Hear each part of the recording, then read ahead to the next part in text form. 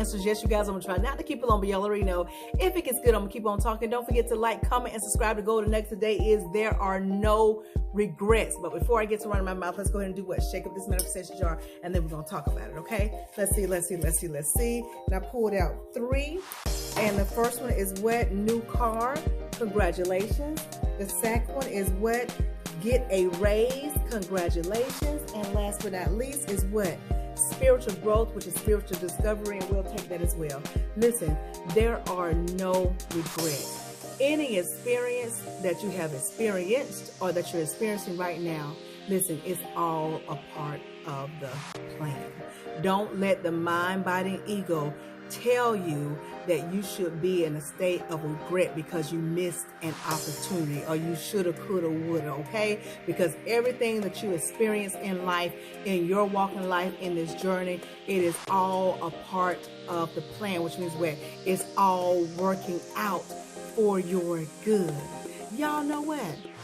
I had 2 scholarships when I got out of high school, yes.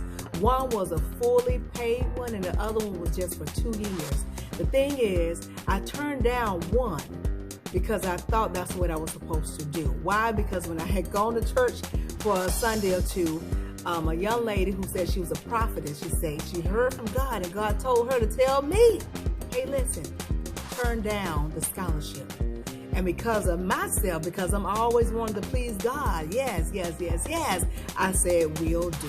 And so when I heard that I had a full ride scholarship because of my talents of playing the viola, if you don't know what a viola is, it's in the string instruments, okay? If you have the violin, viola, cello, bass, okay? But I was a viola. It's like an alto in singing, okay?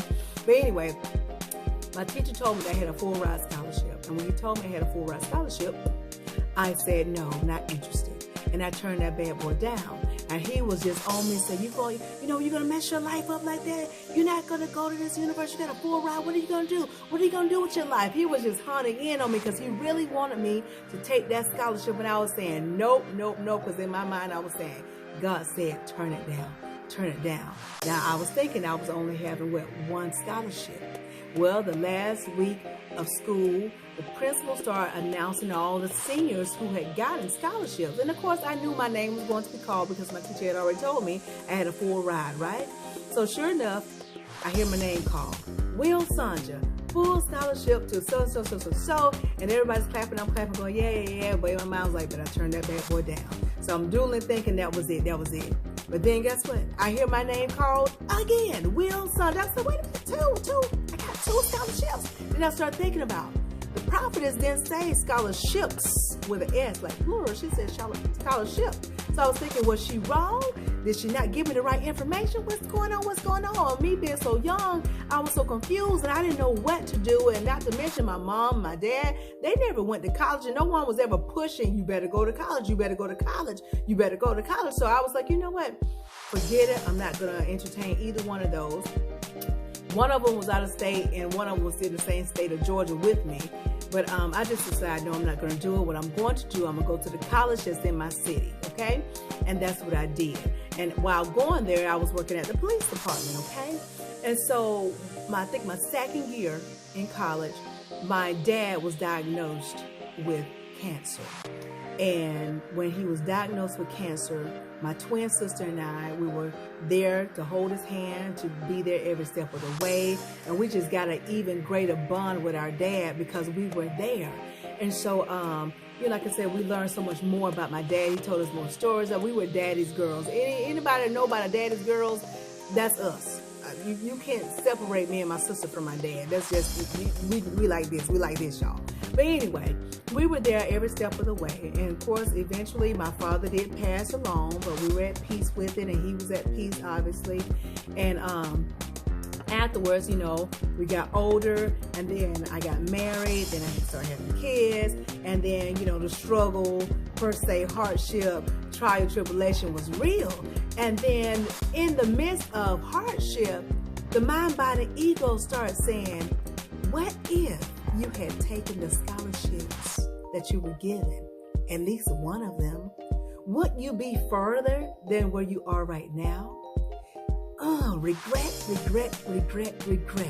And I was watching those movies of thoughts pass in my mind, y'all. And I was saying, yeah, what if I would have taken that scholarship? I'd probably be somewhere in New York playing my viola, like getting down. I'll be somewhere playing my viola. That's what I kept thinking. And then one day, those thoughts would come across my mind. And God at core. Now, at the time, I didn't know God was at core. I was always reaching outward to get to God. But God at core spoke, y'all. He said, if you had taken those scholarships, either one of those scholarships, okay, you would not have been there for your dad. All right, y'all, I feel something in my eye. It ain't a tear, it's a piece of hair. Hold on. There we go. Okay, I think we're good. But God said, if you had taken either one of those scholarships, then you would not have been there with your dad during his time when he had cancer. And I got to think, I said, that's so true. Because at the time, y'all, I was working at the police department. And if I would have gone to one of those colleges, I know I would not have had a vehicle, first and foremost, okay? Which means I would not have been being able to travel back and forth as much, to spend time with my dad, to sleep over at his place, to just be there in his presence. And when God just brought that to my attention, I realized I did the right thing. What happened was the prophetess didn't put an S at the end of scholarship. She just said scholarship. It was supposed to be scholarships, okay? And if I had got the S at the end of scholarships, then I would have known that I made the right call. But because God brought that to me to say, hey, listen, you would not have been able to spend time with your dad in the last few years that he had. And true enough, I got so excited and so happy because I learned so much about my dad during that time that I wouldn't trade it for nothing. And then God further goes on to say, and if you had taken those other scholarships, you would not have been in place for your husband to find you. And can I tell you what? My husband and I, we've been married for what? 20 years. 20 years, got 2 beautiful kids. My son is 19, my daughter's about to turn 16, and I'm telling you, it has been bliss. And that's what I'm saying. Don't regret anything. Don't allow the mind, body, and ego to make you feel like you should regret something because you are thinking that you missed out on something. You ain't missed out on nothing because it's all a part of the plan. Trust me, it's all a part of the plan. And the lifestyle that I live now, the life that I have, my health, my wealth, it's all good and gravy. Now, let me tell you something. It ain't always been that way. I know what it's like to be struggling, to be scraping at the end of the barrel, to having to do this and having to do that, not knowing where this is going to come from, not knowing where that's going to come from, just dealing with just straight trust. God, I don't know where it's coming from, but I know you're going to supply. I've been there, done that, and sometimes I may get there. Even now. The thing is, that mental has to be on point to know where your resources come from. And your resources are supposed to be coming from the one who has it all, which is what is the main resource that supplies your resources, and that's God at core. So listen, don't be over there allowing the mind, body, and ego to toss thoughts to you to make you think you should be regretting anything. Why? Because any experience that you're having or that you have had, it was all a part of the plan. And you should be grateful for it. I know I'm grateful for it. Because like I said, if I had taken those scholarships, I wouldn't have my 19-year-old son, my 15, soon to be 16-year-old daughter. I would not probably been married for 20 years now. I'm telling you, I probably wouldn't be looking this young. You know what I mean? I probably would have married the wrong person, would have had me all looking old and whatnot because of worration. But that didn't happen. I was always at the right place at the right time. Why? Because everything that has transpired in my life was all a part of the plan. And the thing is, you have got to accept that whatever is happening, whatever has happened, it's a part of the plan. Just accept that. This is what's supposed to be happening. Because guess what? Nothing happens without the hand of God. If God don't say, yeah, let that come on through.